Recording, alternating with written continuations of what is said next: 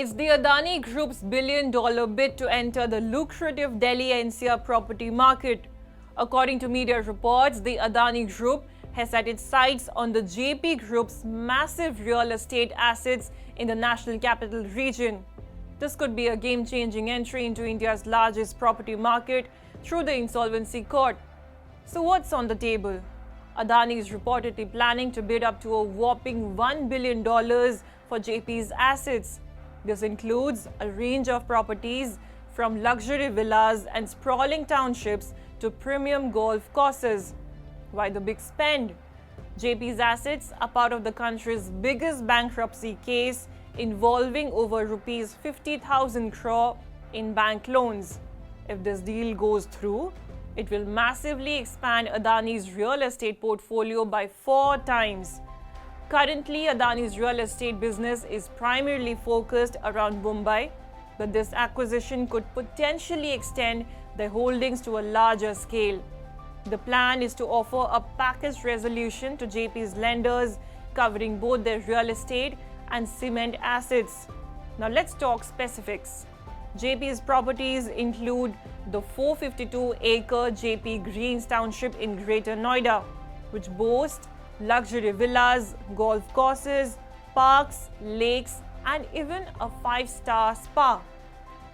Then there's JP Greens Wishtown Noida, a 1,063-acre haven with villas, high-rise apartments, a golf course, a major hospital, and a school. And don't forget the motor racing track at JP Greens Sports City. Adani's move is all about tapping into the surging real estate demand in Greater Noida, Gurugram, and Faridabad. This acquisition would place them in direct competition with other major players like Godrej, Tata, and Mahindra. In addition to this, Adani recently outbid Larsen and Toubro for a prime land redevelopment project in Mumbai, signaling their aggressive expansion in the real estate sector. As for the JP deal, it's still in the early stages. The creditors, including major banks like SBI and ICICI, will need to evaluate Adani's proposal before and final decisions are made. The resolution process is being overseen by the National Company Law Tribunal, and negotiations are expected to stay within this framework.